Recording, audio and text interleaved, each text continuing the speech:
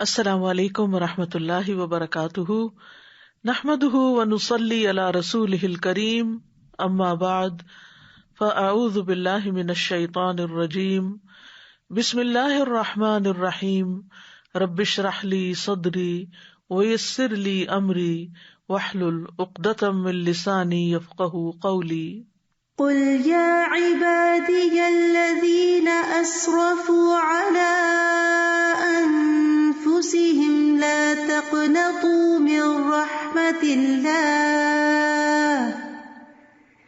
ان اللہ یغفر الذنوب جميعا انہ هو الغفور الرحیم۔ قل یا عبادی الذین اسرفوا علی انفسهم لا تقنطوا من رحمت اللہ ان اللہ یغفر الذنوب جميعا انہ هو الغفور الرحیم۔ کہہ دیجئے اے میرے بندو جنہوں نے اپنی جانوں پر زیادتی کی، اللہ کی رحمت سے نا امید نہ ہونا، بے شک اللہ سب کے سب گناہ بخش دیتا ہے، بے شک وہی تو بے حد بخشنے والا نہایت رحم فرمانے والا ہے۔ دنیا کی زندگی میں انسان پر مختلف حالات آتے ہیں، مختلف کیفیات اس پر گزرتی ہیں۔ بعض حالات انسان کو توڑ کر رکھ دیتے ہیں، لیکن انسان پھر بھی زندگی کا سفر جاری رکھتا ہے۔ یہ امید ہی کی وجہ سے ہے۔ اللہ نے انسان کے اندر یہ جذبہ فطری طور پر رکھ دیا ہے، جس کی وجہ سے وہ آگے بڑھتا رہتا ہے۔ لیکن کبھی انسان پر ایسے حالات آ جاتے ہیں کہ اس کا حوصلہ ٹوٹ جاتا ہے۔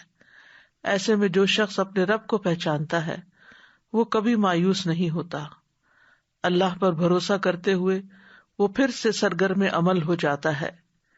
اسی طرح کبھی وہ شیطان کے ورغلانے اور نفس کی اکساہٹوں کی وجہ سے غفلت میں مبتلا ہو کر اللہ کو ناراض کرنے والے کام کر بیٹھتا ہے، پھر اس کا ضمیر اس کو ملامت کرتا ہے کہ توبہ کر لو، لیکن شیطان اس کو وسوسے ڈالتا ہے کہ تمہارے گناہ کبھی معاف نہ ہوں گے۔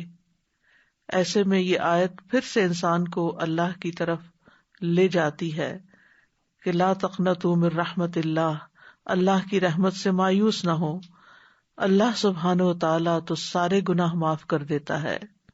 ضرورت اس بات کی ہے کہ ہم اس کی طرف رجوع کریں اور اس کے حضور توبہ کریں۔ تو قل یا عبادی الذین اسرفوا علی انفسہم، قل آپ کہہ دیجئے اے محمد صلی اللہ علیہ وسلم، میرے وہ بندے جو نافرمانیوں میں مبتلا تھے اور انہوں نے اپنے نفسوں کو گناہوں کی طرف دعوت دے کر اپنے ساتھ زیادتی کی، ان سے کہہ دیں کہ گناہوں کی کثرت کی وجہ سے اللہ کی رحمت سے مایوس نہ ہوں۔ جو توبہ کر لے گا اور اپنے گناہوں سے رجوع کر لے گا، وہ گناہ خواہ کیسے ہی ہوں، کتنے ہی ہوں، اللہ سب گناہوں کو معاف کر دے گا۔ بے شک وہ اپنے ان بندوں کو جو اپنے گناہوں کی توبہ کرتے ہیں ان کو معاف کرنے والا ہے، ان پہ رحم کرنے والا ہے۔ ابن عباس کہتے ہیں کہ مشرکین میں سے کچھ لوگوں نے دور جاہلیت میں بے گناہ لوگوں کو قتل کیا تھا اور بکثرت زنا کرتے رہے تھے۔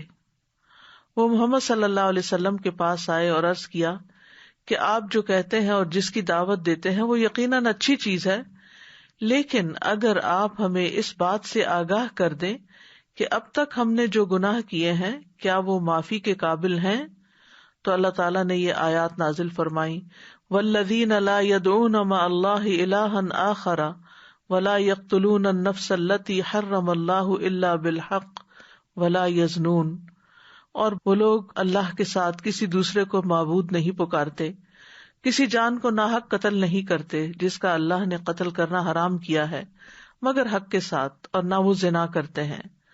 اور یہ آیت بھی نازل ہوئی، قل یا عبادی الذین اسرفوا علی انفسہم لا تقنطوا من رحمت اللہ، تو ان لوگوں کے اندر ایک حوصلہ پیدا ہوا۔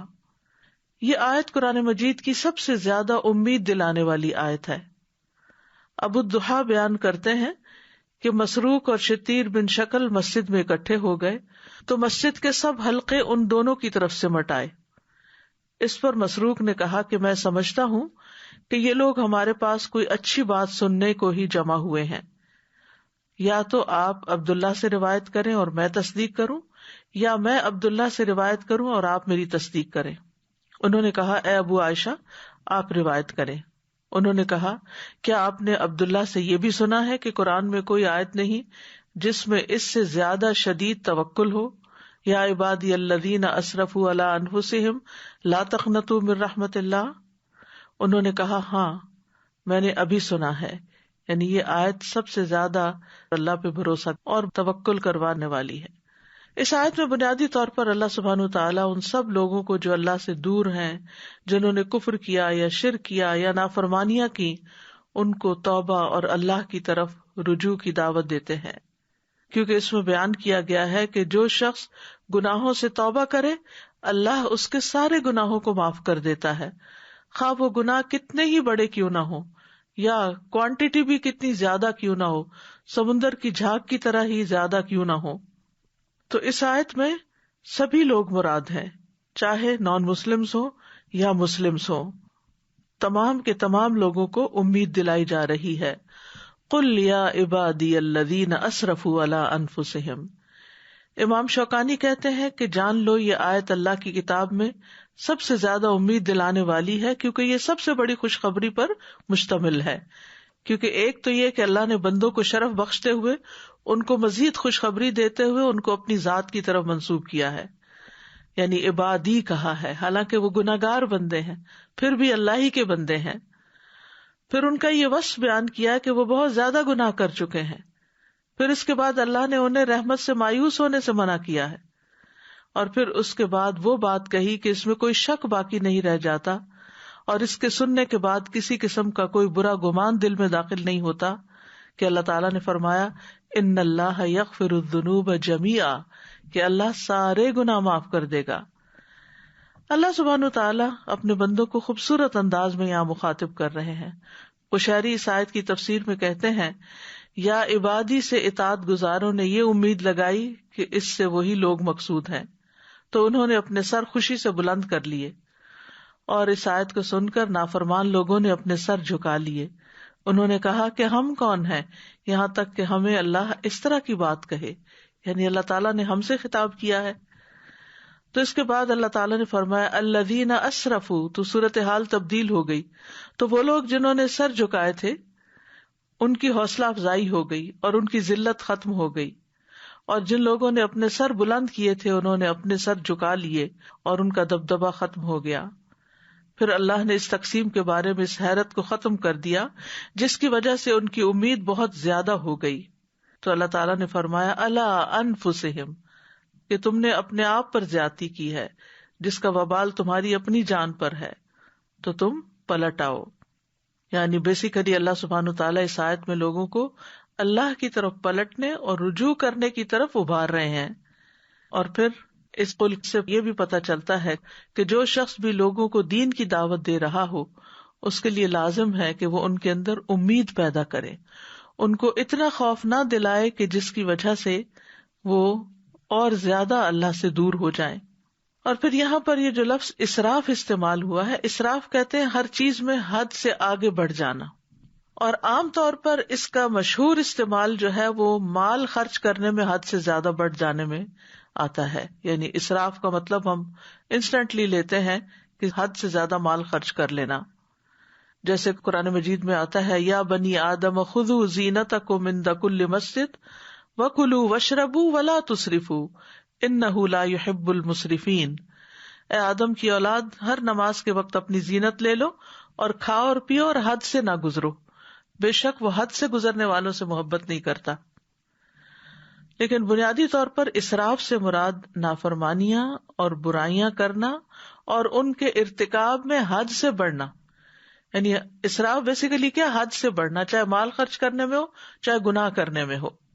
اور یہاں گناہگار مومنوں کو کہا جا رہا ہے کہ جنہوں نے اپنی جانوں پر ظلم کیا، یعنی اللہ تعالیٰ کی نافرمانی کر کے، تو وہ لا تقنطوا من رحمت اللہ، اللہ کی رحمت سے مایوس نہ ہو جاؤ اور اپنے آپ کو ہلاک نہ کر ڈالو کہ کہیں یہ کہنے لگو کہ ہمارے گناہ بہت زیادہ ہیں، ہمارے عیب بہت بڑھ گئے ہیں، ہم اپنے آپ سے ڈس اپوائنٹ ہو گئے ہیں اور کوئی طریقہ نہیں کہ جس سے ہم ٹھیک ہو سکیں، ہم شاید کبھی بھی نہ سدھریں، اور اس طرح وہ اللہ کی نافرمانی پر اڑے رہیں.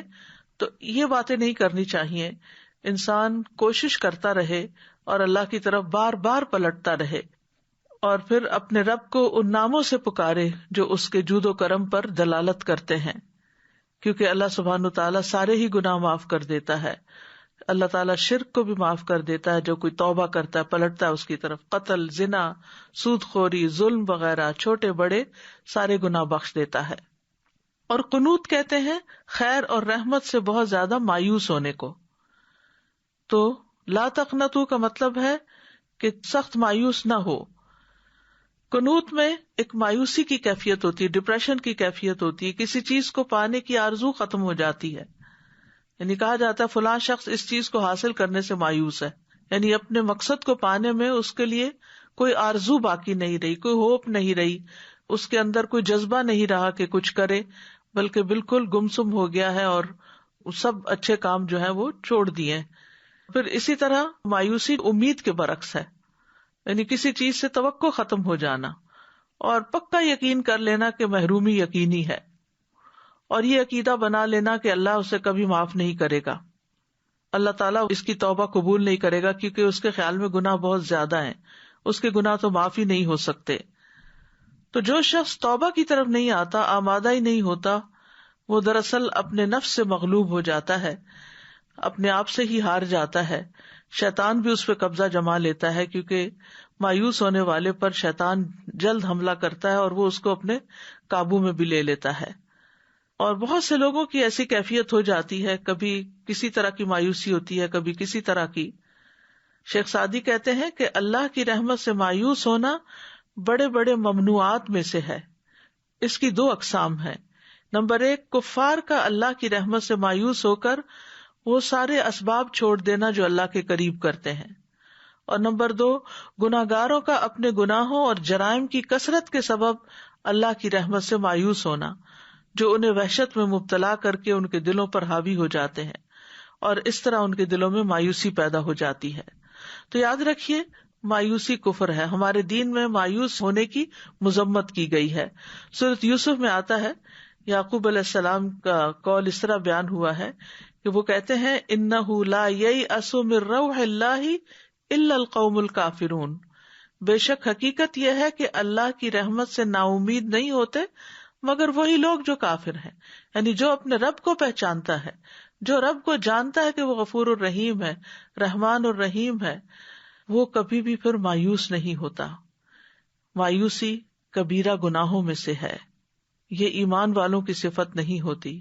ایمان والوں سے گناہ ہو سکتے ہیں، کبھی وہ صراط مستقیم سے ہٹ سکتے ہیں، لیکن اللہ کی رحمت سے امید رکھتے ہیں، توبہ کر کے پھر پلٹ آتے ہیں، کیونکہ وہ جانتے ہیں کہ اللہ تعالیٰ کا فضل بہت بڑا ہے، اس کا کرم بہت عظیم ہے، اس کا احسان بے پایاں ہے. تو مایوسی جو ہے یہ دراصل ایمان کے منافی صفت ہے، یہ مومنوں کی صفات میں سے نہیں. کیونکہ مومن کو جب نعمت ملتی ہے تو وہ اللہ کا شکر ادا کرتا ہے اور سخت ترین حالات میں وہ اپنے رب کی رحمت کی امید رکھتا ہے. اللہ کی رحمت سے نا امید ہونا گناہ کبیرہ ہے. ابن عباس رضی اللہ عنہ کہتے ہیں کہ ایک آدمی نے کہا، اللہ کے رسول، کبیرہ گناہ کون کون سے ہیں؟ آپ نے فرمایا، اللہ کے ساتھ شرک کرنا، اللہ کے رزق سے نا امید ہونا اور اللہ کی رحمت سے مایوس ہونا. یہ کبیرہ گناہ ہے کہ نہیں مجھے تو کچھ نہیں ملے گا، کوئی حالات نہیں بدلیں گے. اور پھر ایسے لوگ الٹیمیٹلی خودکشی بھی کر لیتے ہیں، یا اپنے آپ کو سخت نقصان دے دیتے ہیں، یا دوسروں کو نقصان پہنچا دیتے ہیں. ابن عطیہ کہتے ہیں، اللہ کی رحمت سے مایوسی اور کسی مصیبت کے ختم ہو جانے سے مایوس ہونا کافروں کی صفت ہے، کیونکہ یہ یا تو اللہ کی ربوبیت کو جھٹلانا ہے یا اس میں اللہ تعالیٰ کی صفات سے جہالت ہے، یعنی وہ جانتا ہی نہیں کہ اللہ کون ہے. جو شخص اللہ کو پہچان لے وہ کبھی مایوس نہیں ہو سکتا، کیونکہ وہ جانتا ہے میرا ایک رب ہے جو مجھے ضرور معاف کر دے گا، کیونکہ معاف کرنا اس کو پسند ہے. اللہم انک عفو تحب العفو فاعف عنی. آج سے آخری عشرہ بھی شروع ہو رہا ہے، طاق راتیں شروع ہو رہی ہیں، اور طاق راتوں کی بھی یہ بہترین دعا ہے کہ اللہ تعالیٰ سے معافی مانگی جائے، کیونکہ اللہم انک عفو تحب العفو یہ بھی نبی صلی اللہ علیہ وسلم نے دعا سکھائی ہے. اور آپ کو معلوم ہے کہ اللہ تعالیٰ کو معاف کرنا پسند ہے، اللہ تعالیٰ محبت رکھتا ہے معاف کرنے سے. یعنی اللہ تعالیٰ نعوذ باللہ انسانوں کی طرح نہیں کہ جن سے کوئی معافی مانگے تو کہے معاف نہیں کروں گا، کبھی معاف نہیں کروں گا. اکثر لوگوں کے منہ سے یہ بات سنی جاتی ہے کہ کبھی نہیں چھوڑیں گے، کبھی نہیں معاف کریں گے. اگر کوئی معافی مانگے بھی تو وہ غرور و تکبر کا شکار ہو کر سامنے والے کی بات کو ریگارڈ نہیں کرتے، معاف نہیں کرتے.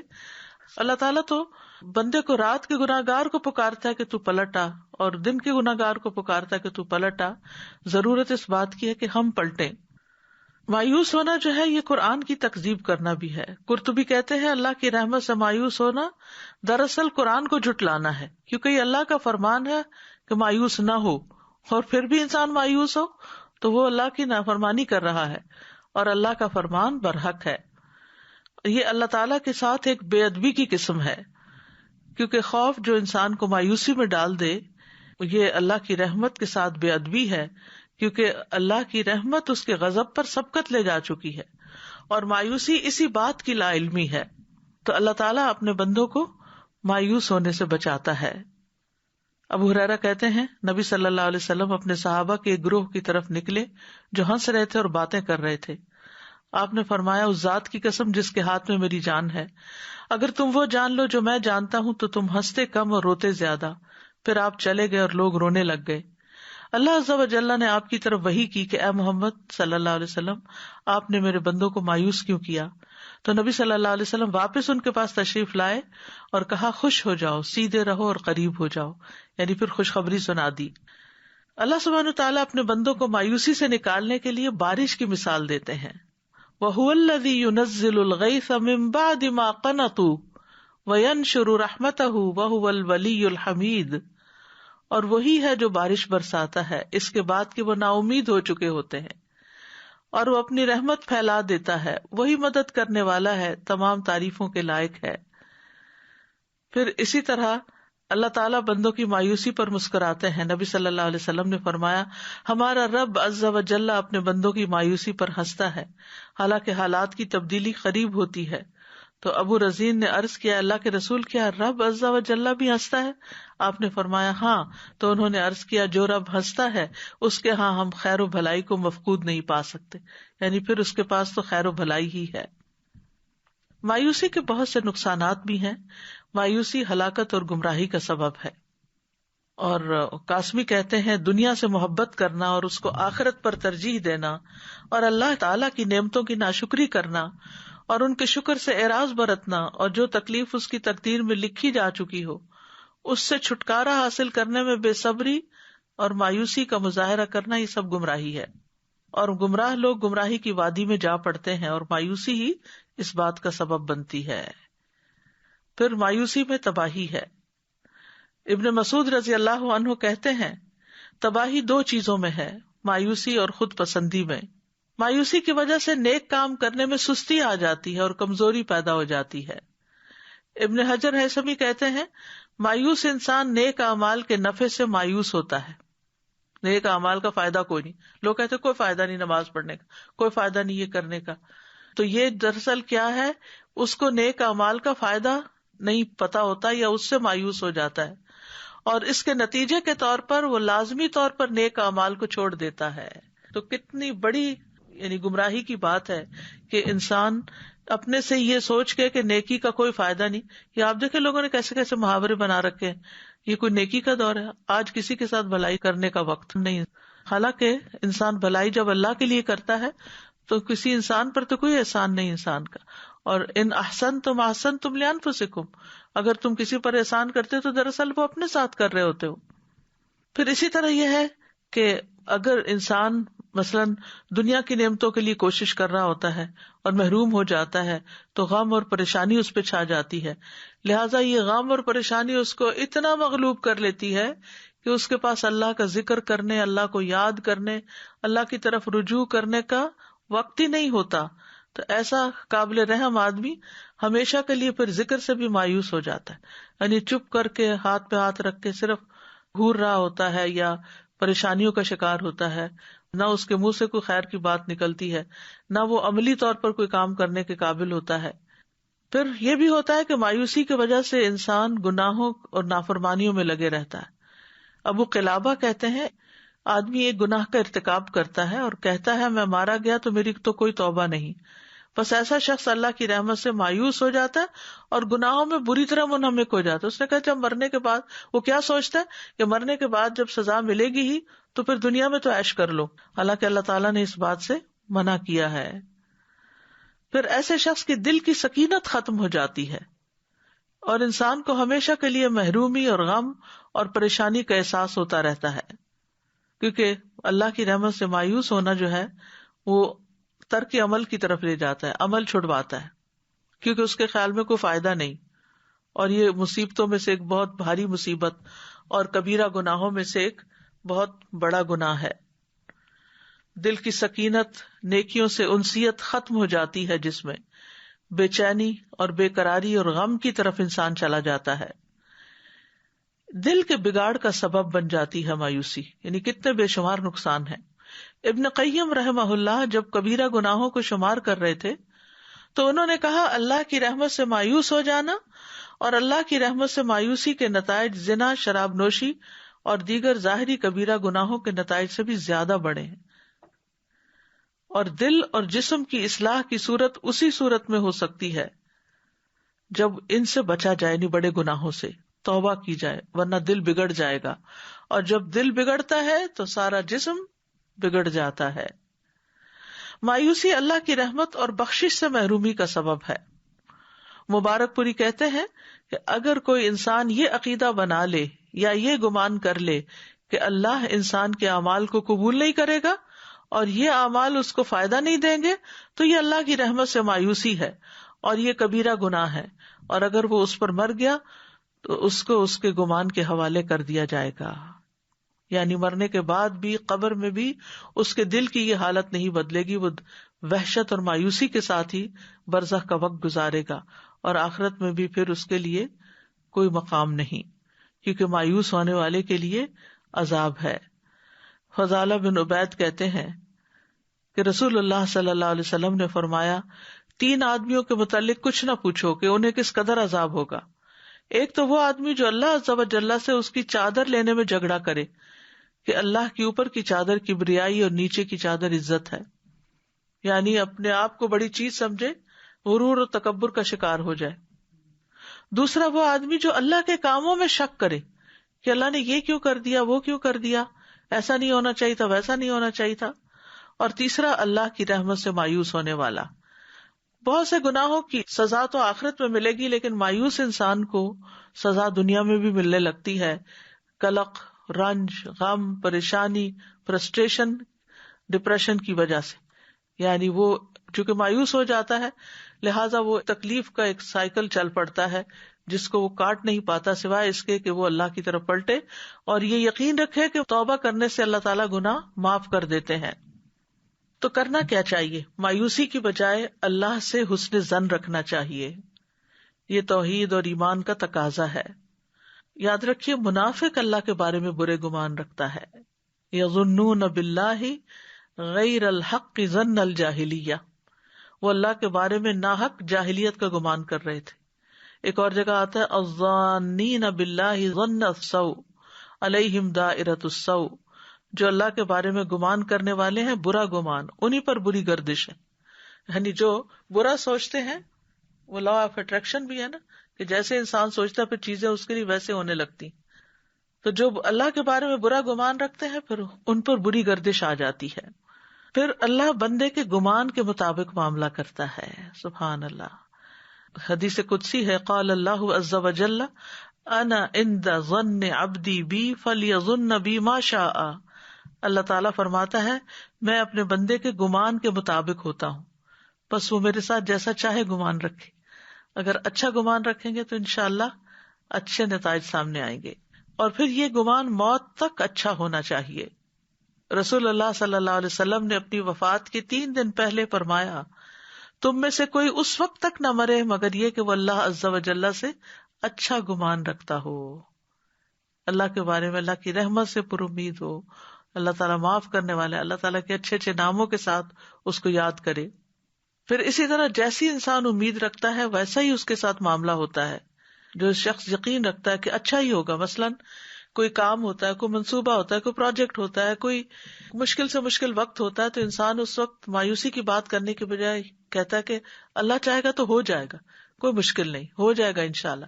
تو جو لوگ اس طرح کی مثبت باتیں کرتے ہیں ان کے کام اللہ بنا بھی دیتا ہے، اور جو لوگ مایوس ہوتے ہیں پھر کام ہی چھوڑ بیٹھتے ہیں اور پھر گھبرا جاتے ہیں، جبن اور بزدلی کا شکار ہوتے ہیں اور کسی کام کے نہیں ہوتے، پھر وہ دنیا کے معاملات میں بھی آگے نہیں بڑھتے اور دین کے معاملات میں بھی جہاں ہوتے ہیں وہیں رہ جاتے ہیں.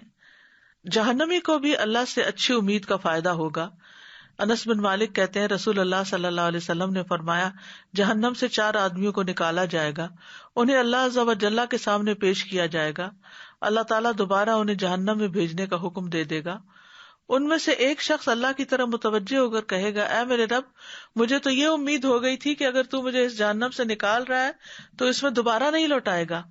اللہ تعالیٰ فرمائے گا ہم تجھے اس میں نہیں لوٹائیں گے، یعنی تم نے جیسا اپنے رب سے گمان کیا رب نے ویسا ہی تمہارے ساتھ معاملہ کیا. اللہ اکبر. انبیاء علیہ السلام اللہ کی رحمت سے کبھی مایوس نہیں ہوئے. یعقوب علیہ السلام کی مثال ہمارے سامنے ہے کہ کس طرح ان کے بچے جھوٹا خون لگا لائے یوسف علیہ السلام کی قمیص پر، تو انہوں نے کیا کہا، بلکہ تمہارے لیے تمہارے دلوں نے ایک کام مزین بنا دیا ہے، تو میرا کام اچھا صبر ہے اور اللہ ہی ہے جس سے اس پر مدد مانگی جاتی ہے جو تم بیان کرتے ہو. یا بنی یذهبوا فتحسسوا من یوسف واخیہ ولا تیأسوا من روح اللہ انہ لا ییأس من روح اللہ الا القوم الکافرون. اے میرے بیٹو جاؤ اور یوسف اور اس کے بھائی کا سراغ لگاؤ. سال ہا سال گزر چکے ہیں لیکن پھر بھی مایوس نہیں ہے، امید باقی ہے. اور اللہ کی رحمت سے مایوس نہ ہو، بے شک حقیقت یہ ہے کہ اللہ کی رحمت سے مایوس نہیں ہوتے مگر وہی جو کافر ہیں. یونس علیہ السلام نے کس طرح اندھیروں میں اللہ تعالیٰ کو پکارا، یہ امید ہی تھی کہ اللہ کو پکارا، لا الہ الا انت سبحانک انی کنت من الظالمین. ایوب علیہ السلام بھی کس طرح دعائیں مانگتے رہے. زکریا علیہ السلام کی مثال ہمارے سامنے ہے کہ بڑھاپے تک دعا مانگتے رہے، مایوس نہیں ہوئے کہ اللہ دے سکتا ہے. تو اللہ تعالیٰ نے بڑھیا عورت سے ان کو اولاد عطا فرمائی، یحییٰ علیہ السلام جیسا بہترین بیٹا عطا فرمایا. ان اللہ یغفر الذنوب جمیعا، بے شک اللہ سارے گناہ معاف کر دیتا ہے. جمیعا، اور یہاں پر الذنوب استعمال ہوا ہے یعنی سارے کے سارے، اور جمیعا کہہ کے مزید تاکید کر دی گئی. تو بہت ہی عظیم بشارت ہے یہ، ان اللہ یغفر الذنوب جمیعا. جب انسان یہ سنتا ہے تو دلوں میں خوشی کی ایک لہر دوڑ جاتی ہے. اور پھر آگے وجہ بھی بتائی، انہ هو الغفور الرحیم، کیونکہ وہ غفور الرحیم ہے اس لیے وہ سارے گناہ معاف کر سکتا ہے اور وہ کر دیتا ہے. اس کے لیے معاف کرنا مشکل نہیں، وہ تو معاف کرنے سے محبت رکھتا ہے. تو یہ اللہ سبحانہ تعالیٰ کی 2 صفات ہیں جن کا ذکر یہاں پر آیا ہے، الغفور اور الرحیم.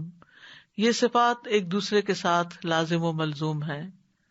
انسان اس ذات کو ان دونوں کے بغیر نہیں پائے گا، یعنی اللہ سبحانہ تعالیٰ کو، کہ وہ واسع المغفرہ ہے، واسع الرحمہ ہے، اور جس کے لیے چاہتا ہے اپنے مومن بندوں پر بخشش اور رحمت نچھاور کرتا ہے. الغفور جو ہے یہ مبالغے کا صیغہ ہے. ابن اسیر کہتے ہیں اس کا مطلب ہے اپنے بندوں کے گناہوں اور عیبوں پر پردہ ڈالنے والا، ڈھانپ دینے والا، اور ان کی غلطیوں اور ان کے گناہوں سے درگزر کرنے والا، کیونکہ غفرہ کا اصل معنی ہوتا ہے ڈھانپنا. پھر مسلسل درگزر کرنے والا. سعدی کہتے ہیں وہ ذات جو مسلسل گناہوں کو معاف کرے، یعنی ہم گناہ کرتے چلے جاتے ہیں اور وہ معاف کرتا چلا جاتا ہے، اور ہر وہ بندہ جو اس کی بارگاہ میں توبہ کرے اس کی توبہ قبول فرمائے، اور خصوصاً گناہگاروں اور نافرمانوں کے لیے بہت زیادہ معاف کرنے والا ہے. الغفور یعنی برائی کرنے والوں، کوتاہی کرنے والوں، گناہ کرنے والوں کو بخش دیتا ہے، خاص طور پر جب وہ توبہ کرے اور رجوع کرے. ان کے گناہ معاف کرتا ہے، چاہے گناہ آسمان کے کناروں تک کیوں نہ پہنچ جائیں. وہ ان کے عیبوں پر پردہ ڈالتا ہے، چاہے دنیا بھر میں ان کے عیب بھرے ہوئے ہوں، یعنی دنیا ان کے عیبوں سے بھری ہوئی ہو. بس اللہ سبحانہ تعالیٰ عزیز ہے، غالب ہے. جو اس کی نافرمانی کرتا ہے، اس کے حکم سے دور بھاگتا ہے، تو پھر وہ انتقام بھی لے سکتا ہے، لیکن اگر وہ پلٹ آتا ہے تو معاف کر دیتا ہے. وہ تانے نہیں دیتا کہ پہلے کیوں گناہ کیے تھے اور اب کیوں معافی مانگ رہے ہو. اور الغفور میں خاص طور پر یہ گناہوں کو چھپا دیتا ہے، عیبوں کو ڈھانپ دیتا ہے، دنیا میں بھی اور قیامت کے دن بھی. رسول اللہ صلی اللہ علیہ وسلم نے فرمایا، بے شک اللہ مومن کو اپنے قریب کریں گے اور اس پر اپنی چادر ڈال کر اسے لوگوں کی نگاہوں سے چھپا لیں گے. پھر فرمائیں گے، کیا تجھے فلاں گناہ یاد ہے؟ کیا تجھے فلاں گناہ یاد ہے؟ تو وہ کہے گا، جی ہے میرے رب. یہاں تک کہ جب وہ اپنے سارے گناہوں کا اقرار کر لے گا اور اپنے دل میں یہ سوچ لے گا کہ اب تو وہ ہلاک ہو گیا، تو اللہ تعالیٰ اس سے فرمائیں گے، میں نے دنیا میں تیری پردہ پوشی کی تھی اور آج میں تیری بخشش کرتا ہوں. پھر اسے اس کی نیکیوں کا نامہ اعمال دے دیا جائے گا. رہے کفار اور منافقین تو گواہ کہیں گے، ہؤلاء الذین کذبوا علی ربہم الا لعنۃ اللہ علی الظالمین. یہی وہ لوگ ہیں جو اپنے رب کی تکذیب کیا کرتے تھے، ظالموں پر اللہ کی لعنت ہے. دوسری صفت یہاں الرحیم بیان ہوئی ہے. رحیم کا لفظ جو ہے رحمت سے ہے، اور اس کی رحمت دو طرح کی ہے. ایک عام رحمت ہے اور ایک خاص رحمت ہے جسے صرف مومن ہی حاصل کر سکتے ہیں، ایمان والوں پر وہ رحمت ہوتی ہے. تو اللہ تعالیٰ کی ذو الرحمہ بھی صفت آتی ہے، ارحم الراحمین بھی آتی ہے، الرحمن بھی آتی ہے، اور مومنوں پر خاص طور پر رحم کرنے والا ہے. وَكَانَ بِالْمُؤْمِنِينَ رَحِيمًا. اس کی رحمت اس کے غضب پر حاوی ہے. اس کی 100 رحمتیں ہیں، جن میں سے صرف ایک رحمت اس نے جنات، انسانوں، چوپایوں اور کیڑوں مکوڑوں کے لیے نازل کی. اس وجہ سے وہ ایک دوسرے پر شفقت اور مہربانی کرتے ہیں، ایک دوسرے پر رحم کرتے ہیں. اسی وجہ سے وحشی جانور اپنے بچے پر شفقت کرتا ہے. اور اللہ نے 99 رحمتیں بچا رکھی ہیں جن سے قیامت کے دن اپنے بندوں پر رحمت فرمائے گا. ان اللہ یغفر الذنوب جميعا. دوسری طرف ہمارا طرز عمل یہ ہے کہ ہمارے گناہ بکثرت ہیں، لیکن اللہ کی رحمت اس سے زیادہ ہے، وسیع مغفرت والا ہے. ان ربک واسع المغفرہ. یعنی اگر انسان کے گناہ زمین سے لے کر آسمان کے کناروں تک بھر جائیں تو اللہ کی رحمت اس سے زیادہ ہے. یعنی انسان اللہ کی رحمت کا اندازہ ہی نہیں کر سکتا. اللہ تعالیٰ کی اور صفات بھی آتی ہیں، غافر الذنب وقابل التوب. وہ گناہ بخشنے والا اور توبہ قبول کرنے والا ہے. سورۃ شورى میں آتا ہے، وَهُوَ الَّذِي يَقْبَلُ التَّوْبَةَ عَنْ عِبَادِهِ وَيَعْفُو عَنْ كَثِيرٍ. وہی تو ہے جو اپنے بندوں کی توبہ قبول کرتا ہے اور ان کی برائیوں کو معاف کرتا ہے. اللہ مغفرت کا وعدہ کرتا ہے، وَاللَّهُ يَعِدُكُم مَغْفِرَةً مِّنْهُ وَفَضْلًا وَاللَّهُ وَاسِعٌ عَلِيمٌ. اللہ تمہیں اپنی طرف سے بڑی بخشش اور فضل کا وعدہ دیتا ہے، اور اللہ وسعت والا، سب کچھ جاننے والا ہے. اللہ تعالیٰ نے جو جنت بنائی ہے، اللہ تعالیٰ اس کا شوق دلا کر کہتے ہیں، وَسَارِعُوا إِلَىٰ مَغْفِرَةٍ مِّن رَّبِّكُمْ وَجَنَّةٍ عَرْضُهَا السَّمَاوَاتُ وَالْأَرْضُ أُعِدَّتْ لِلْمُتَّقِينَ. ایک دوسرے سے آگے بڑھ کر اپنے رب کی بخشش کی طرف دوڑو، اور اس جنت کی طرف جس کی چوڑائی آسمانوں اور زمین کے برابر ہے، یہ ڈرنے والوں کے لیے تیار کی گئی ہے. اللہ تعالیٰ دن اور رات میں اپنے ہاتھ پھیلاتے ہیں تاکہ گناہگار توبہ کر لیں اور گناہوں کی معافی مانگنے کو پسند فرماتے ہیں، پھر توبہ کرنے والوں سے محبت کرتے ہیں. ان اللہ یحب التوابین ویحب المتطہرین. پھر توبہ کا اعلان ہر روز ہوتا ہے. ابو ہریرہ کہتے ہیں، رسول اللہ صلی اللہ علیہ وسلم نے فرمایا، ہمارا رب تبارک و تعالی ہر رات کو اس وقت آسمان دنیا پر آتا ہے جب رات کا آخری تہائی حصہ رہ جاتا ہے. وہ کہتا ہے کوئی جو مجھ سے دعا کرے تو میں اس کی دعا قبول کروں؟ ہے کوئی مجھ سے مانگنے والا کہ میں اس سے دوں؟ ہے کوئی مجھ سے بخشش طلب کرنے والا کہ میں اس کو بخش دوں؟ اتنی زیادہ وسیع ہے اللہ کی رحمت اور اللہ کی بخشش. اور پھر ایک دفعہ نہیں، بار بار بخشتا ہے. گناہ آسمان تک بھی پہنچ جائے تو معاف کر دیتا ہے. نبی صلی اللہ علیہ وسلم نے فرمایا کہ اگر تم اتنے گناہ کرو کہ تمہارے گناہ آسمان تک پہنچ جائیں، پھر تم توبہ کرو تو اللہ تمہیں معاف کر دے گا. جتنے بھی گناہ ہوں سب کو بخشنے والا ہے، اور اللہ کو اس کی کوئی پرواہ بھی نہیں. اللہ تبارک و تعالیٰ ایک حدیث قدسی میں فرماتے ہیں، اے ابن آدم، جب تک تو مجھے پکارے گا اور مجھ سے پر امید رہے گا، یعنی مایوس نہیں ہوگا، جو بھی تیرے گناہ ہوں گے میں تجھے بخشتا رہوں گا اور کوئی پرواہ نہیں کروں گا. پھر اللہ تعالیٰ کا وعدہ ہے ایک اور جگہ پر کہ جب تک وہ مجھ سے معافی مانگتے رہیں گے میں انہیں معاف کرتا رہوں گا. یہ مسند احمد کی روایت میں آتا ہے. نبی صلی اللہ علیہ وسلم نے فرمایا ہر انسان خطا کار ہے اور بہترین خطا کار وہ ہیں جو توبہ کر لیتے ہیں. 1000 بار بھی گناہ ہو تو سچی توبہ اور شرمندگی سے معافی مل جاتی ہے. گناہ کا اعتراف کرنے پر گناہ معاف کر دیا جاتا ہے. جان نکلنے سے پہلے تک توبہ قبول ہوتی ہے. بڑے سے بڑا گناہ توبہ سے معاف ہو جاتا ہے. رسول اللہ صلی اللہ علیہ وسلم نے فرمایا قیامت کے دن مسلمانوں میں سے بعض لوگوں کے پہاڑوں کے برابر گناہوں کو اللہ ان کے لیے معاف فرما دیں گے اور ان کو یہود و نصارہ پر ڈال دیں گے.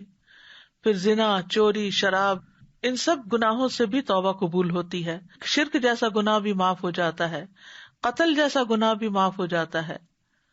مومنوں کو قتل کرنے والوں کو توبہ کی طرف بلایا گیا. 99 لوگوں کا قاتل بھی بخش دیا گیا. اس کا واقعہ کہانی جو ہے وہ کافی مشہور ہے. اسی طرح زنا کرنے والوں کو اور دیگر لوگوں کو بھی معاف کر دیا جائے گا جب ان پہ حد واجب ہو جائے یا وہ توبہ کر لیں. پھر اسی طرح چوری کی بھی معافی ہو سکتی ہے. والسارق والسارقۃ فاقطعوا ایدیہما جزاء بما کسبا نکالا من اللہ واللہ عزیز حکیم فمن تاب من بعد ظلمہ واصلح فإن اللہ یتوب علیہ ان اللہ غفور رحیم. اور چور مرد اور چور عورت، بس ان دونوں کے ہاتھ کاٹ دو. یہ بدلہ ہے اس کا جو ان دونوں نے کمایا. اللہ کی طرف سے عبرتناک سزا ہے اور اللہ بہت زبردست خوب حکمت والا ہے. تو پھر جو شخص ایسا ظلم کرنے کے بعد توبہ کر لے اور اپنی اصلاح کر لے تو اللہ اس کی توبہ قبول فرما لیتا ہے. یقیناً وہ بہت بخشنے والا، رحم فرمانے والا ہے. پچھلی آیت میں حد بتائی گئی کہ اس کی حد لگے گی، اور حد کے بعد جو توبہ کر لے اور اپنی اصلاح کر لے تو اس کو اللہ تعالیٰ معاف فرما دیں گے. پھر اسی طرح ایک اور کبیرہ گناہ ہے جنگ سے بھاگ جانا. تو نبی صلی اللہ علیہ وسلم نے فرمایا جو شخص استغفر اللہ الذی لا الہ الا هو الحی القیوم واتوب الیہ کہے تو اس کے گناہ بخش دیے جاتے ہیں، اگرچہ اس نے کفار کے مقابلے سے بھاگنے کے عظیم گناہ کا ارتکاب کیوں نہ کیا ہو. پھر اسی طرح ظلم اور بے حیائی بھی معاف ہو جاتے ہیں. آپ نے فرمایا کوئی بندہ ایسا نہیں جو گناہ کرے پھر اچھی طرح وضو کر کے 2 رکعتیں ادا کرے پھر استغفار کرے تو اللہ تعالیٰ اس کے گناہ معاف کر دیں گے. جس شخص نے کبھی کوئی خیر کا کام نہ کیا ہو اس کی بھی معافی ہو جائے گی، بشرطے کہ اللہ سے ڈرتا ہو، اللہ کی طرف رجوع کرتا ہو. عبداللہ بن مسعود کہتے ہیں ایک شخص تھا جس نے توحید کے علاوہ کبھی کوئی نیک کام نہیں کیا تھا. جب اس کی موت کا وقت آیا تو اس نے اپنے گھر والوں سے کہا جب میں مر جاؤں تو مجھے پکڑنا، جلا دینا، جب جل کے کوئلہ بن جاؤں تو مجھے پیسنا، پھر جس دن تیز ہوا چل رہی ہو مجھے سمندر میں بہا دینا. اس کے اہل خانہ نے اس کے ساتھ ایسا ہی کیا، لیکن پھر بھی وہ اللہ کے قبضے میں تھا. اللہ عز و جل نے اس سے پوچھا کہ تجھے اس کام پر کس چیز نے مجبور کر دیا تھا؟ اس نے عرض کیا آپ کے خوف نے. اس پر اللہ نے اس کی بخشش کر دی. تو سبق کیا ہے کہ اللہ کے حضور خالص توبہ کی جائے. سورۃ التحریم میں آتا ہے یا ایھا الذین آمنوا توبوا الی اللہ توبۃ نصوحا. پھر یہ ہے کہ سچی توبہ سے مراد گناہ کی طرف نہ پلٹنا. یعنی توبہ یہ نہیں ہوتی کہ ادھر گناہ کیا، توبہ کی، پھر واپس توبہ قبول ہوگی، دوبارہ گناہ کر لیا. پھر سچی توبہ دراصل اپنی ذات کے ساتھ خیر خواہی ہے، اور زبان سے استغفار، دل میں ندامت اور اعضاء کا گناہ سے بچنا ہے. پھر سچی توبہ میں 4 چیزیں پائی جاتی ہیں: زبان سے استغفار کرنا، جسم سے کنارہ کشی کرنا، دل سے نیت کرنا کہ دوبارہ اس گناہ کی طرف نہیں جائے گا، اور برے لوگوں سے قطع تعلقی کرنا تاکہ وہ دوبارہ اس کو اپنے ٹریپ میں نہ لے لیں. پھر اسی طرح توبہ جو ہے وہ انسان کو نیکی کے کاموں پر آمادہ کرتی ہے اور اس کے ساتھ ساتھ ثابت قدم رکھنے میں معاون بھی ہوتی ہے. اللہ تعالیٰ کی عظمت کو ذہن میں رکھنا چاہیے کہ کس ہستی کے حضور ہم گناہ کر رہے ہیں، کیونکہ ہم لوگوں سے تو ڈرتے ہیں لیکن اللہ سے کم ڈرتے ہیں. پھر یہ کہ گناہ اور گناہ گاروں کے برے انجام کو یاد کرنا چاہیے، کیونکہ دنیا میں بھی اس کی سزا مل جاتی ہے. پھر توبہ کی فضیلت کو ہمیشہ ذہن میں رکھنا چاہیے، کیونکہ مسلمان جو ہے اللہ تعالیٰ کے سامنے کھڑے ہونے کا یقین رکھتا ہے. پھر نیک کام کرنے چاہیے تاکہ ان الحسنات یذہبن السیئات، قرآن کو حفظ کرنا، اس کی تلاوت کرنا، نیک لوگوں کی مجلس اور صحبت میں کثرت سے بیٹھنا، بری مجالس کو چھوڑ دینا، اللہ تعالیٰ کی بارگاہ میں صدق کے دل سے دعا کے ساتھ متوجہ ہونا، جیسے یا مقلب القلوب ثبت قلبی علی دینک، کیونکہ اللہ تعالیٰ کے حضور توبہ کرنے کے بے شمار فائدے ہیں. استغفار سے اللہ کی رحمت ملتی ہے. فرمایا لولا تستغفرون اللہ لعلکم ترحمون، تم اللہ سے بخشش کیوں نہیں طلب کرتے تاکہ تم پہ رحم کیا جائے. دوسرے، دنیا کے مسائل سے چھٹکارا حاصل کرنے کا ذریعہ ہے. پھر تیسرے، بارش کے نزول اور قوت میں اضافے کا ذریعہ ہے. چوتھے، فرشتوں کی دعاؤں کے حصول کا ذریعہ ہے، یعنی فرشتے دعائیں کرتے ہیں ایسے شخص کے لیے جو توبہ کرتا ہے. برائیوں سے چھٹکارا اور جنت میں داخلے کا ذریعہ ہے. پھر آپ دیکھیں کہ جو اس آیت میں بات ہوئی ہے، یعنی گناہوں کی بخشش کی اور اللہ کی رحمت سے نا امید نہیں ہونے کی، تو وہاں یہ بات یاد رکھنے کی ہے کہ کون کون سی نیکیاں خاص طور پر ہیں کہ جن کی وجہ سے انسان کے گناہ مٹتے ہیں. اس میں سب سے پہلے وضو اور پھر نماز. فرمایا جو شخص میری طرح کا وضو کرے پھر 2 رکعت پڑھے جس میں اپنے نفس سے کوئی بات نہ کی ہو تو اس کے گزشتہ گناہ معاف کر دیے جاتے ہیں، دل کے وسوسے بھی باہر پھینکے. پھر اسی طرح یہ ہے امام کے پیچھے آمین کہنا، جس کی موافقت ہو گئی اس کے سارے گناہ معاف کر دیے جائیں گے، یعنی آمین کے ساتھ موافقت کے. پھر اسی طرح نماز کے بعد کی تسبیحات کرنا، 100 بار سبحان اللہ و بحمدہ پڑھنا، یہ کلمات پڑھنا، لا الہ الا اللہ واللہ اکبر والحمد للہ وسبحان اللہ ولا حول ولا قوۃ الا باللہ العلی العظیم. پھر اسی طرح بیماری میں اللہ کی تعریف کرنا، سوتے وقت یہ تسبیحات پڑھنا، 33 دفعہ سبحان اللہ، 33 دفعہ الحمد للہ، 34 دفعہ اللہ اکبر. پھر اسی طرح لباس پہننے کے بعد کی دعا پڑھنے سے بھی بخشش ہوتی ہے. کھانا کھانے کے بعد دعا پڑھنا، الحمد للہ الذی اطعمنی ھذا ورزقنیہ من غیر حول منی ولا قوۃ. جو شخص کھانا کھا کر یہ دعا پڑھتا ہے تو اس کے سارے گناہ پچھلے معاف ہو جاتے ہیں. پھر راستے سے تکلیف دہ چیز ہٹا دینا، ذکر کی مجلس میں شرکت کرنا. ذکر کی مجلس میں جب کوئی جماعت اکٹھے ہو کر اللہ کا ذکر کرتی ہے تو اس کا مقصد صرف اللہ کی رضا ہوتی ہے. تو فرمایا کہ تم اس حال میں کھڑے ہو کہ تمہارے گناہ معاف ہو چکے، یعنی یقیناً تمہارے گناہ نیکیوں میں بدل دیے جائیں گے. پھر نیک اعمال سے گناہ معاف ہوتے ہیں. توبہ سے محروم لوگ، وہ جو اللہ سے توبہ نہ کریں، کبھی معافی کی دعا نہ مانگے، شرک کریں، آپس میں ناراضگیاں رکھے، ترک تعلق رکھے، دوسروں کو معاف نہ کریں، بدعتی لوگ موت کے وقت توبہ نہ کریں. پھر ہمیں اللہ تعالیٰ کی بخشش پانے کے لیے دعا بھی کرنی چاہیے. رب انی ظلمت نفسی فاغفر لی، رب اغفر وارحم وانت خیر الراحمین، ربنا آمنا فاغفر لنا وارحمنا وانت خیر الراحمین. پھر اللہم اغفر لی ذنبی وخطئی وعمدی. توبہ استغفار کے لیے یہ دعائیں خاص طور پر بہت امپورٹنٹ ہے.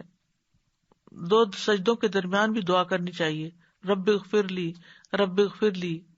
سلام پھیرنے کے بعد بھی استغفر اللہ استغفر اللہ استغفر اللہ، اللہم انت السلام ومنک السلام تبارکت یا ذا الجلال والاکرام.